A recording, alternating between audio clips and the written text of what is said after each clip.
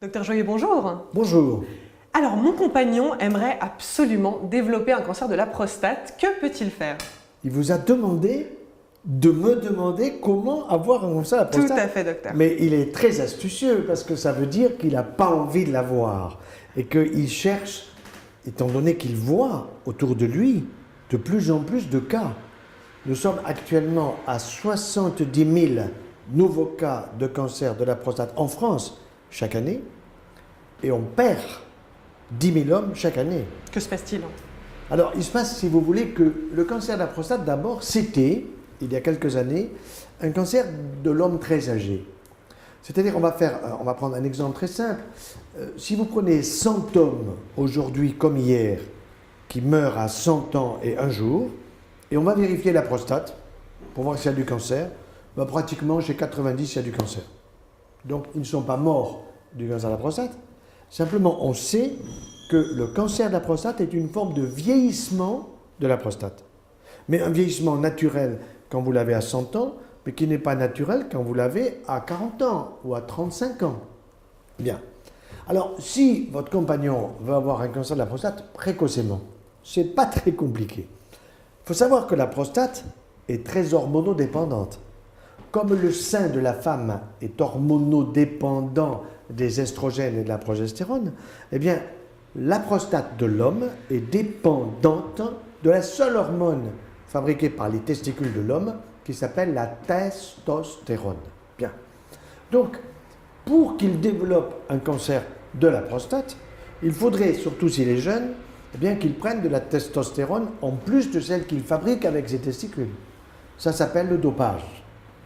Quand un jeune homme prend du dopage pour faire du vélo, pour faire de l'athlétisme, pour faire du bodybuilding en particulier, pour faire du muscle, eh bien, la plupart du temps, il ne le sait pas, il prend des hormones. Quand je dis D, c'est une.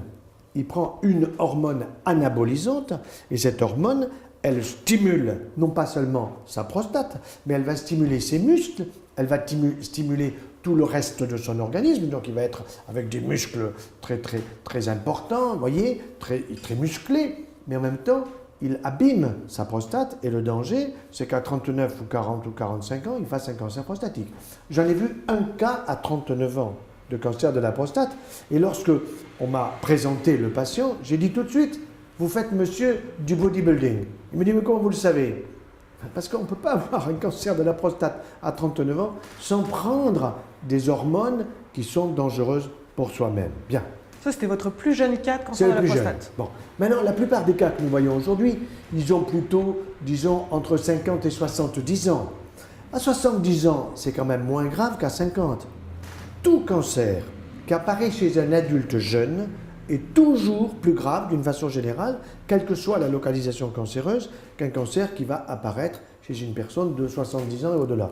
Exemple, hier j'ai vu un jeune de 30 ans avec un cancer de l'ésophage et de l'estomac, très grave, il l'aurait à 70 ans, beaucoup moins grave. Vous voyez, le même.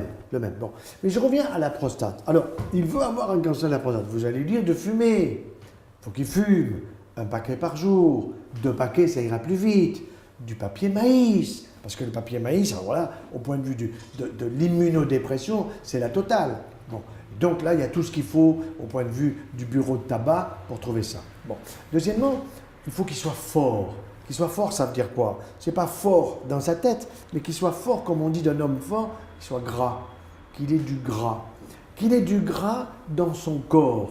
Et le gras dans le corps, très souvent, chez la femme, il va se situer assez souvent dans les seins.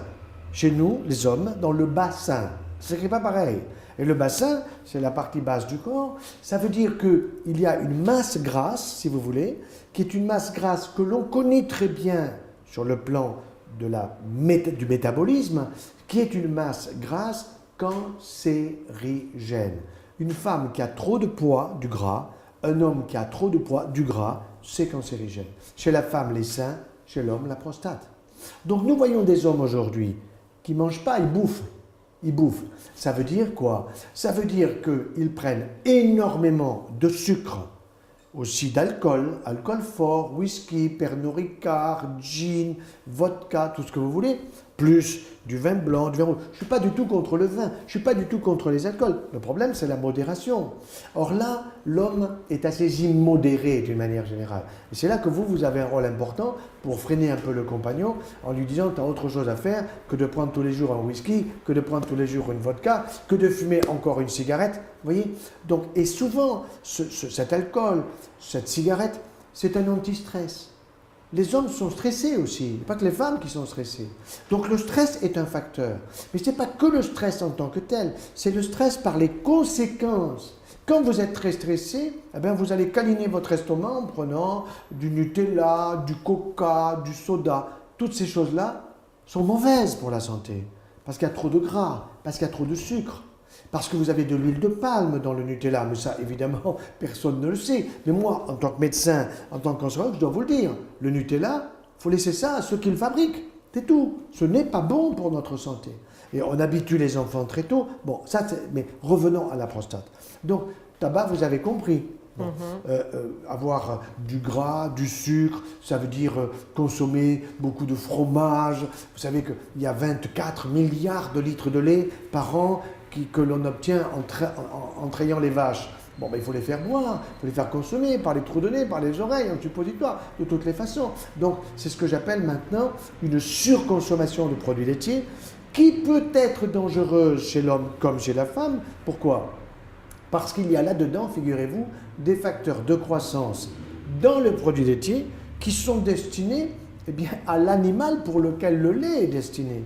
Or, la vache fait du lait pour son veau, la chèvre pour son chevreau, la brebis pour son agneau, la maman pour son enfant. Bon. Or, dans le lait d'une mère pour son enfant, vous avez des facteurs de croissance formidables pour aider l'enfant en une année à prendre 5 kilos.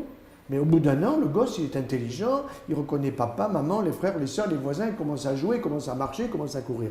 Le veau, excusez-moi, un an plus tard, il est aussi con que quand il est né, mais il pèse 365 kilos, tandis que votre fils, il en pèse 5 kilos, votre fille. Vous comprenez? 365 kilos.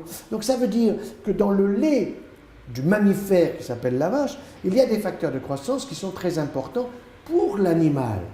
Or, quelque chose qui est très intéressant. Hier, je voyais en consultation un homme inquiet parce qu'on lui dit « vous avez une hypertrophie prostatique ». Alors, il a entendu hypertrophie, tu allais voir le dictionnaire, une grosse prostate. Bien.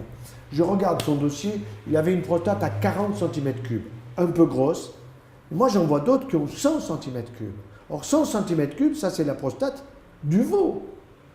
L'homme doit avoir une prostate de 30 à 40, pas plus.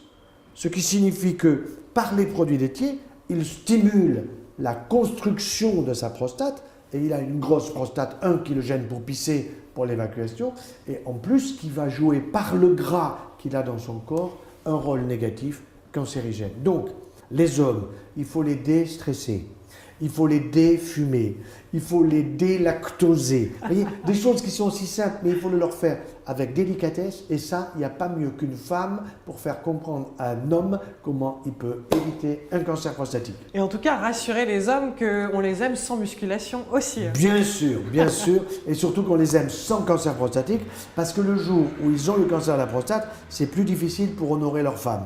C'est clair. Merci, docteur Joyeux. Voilà.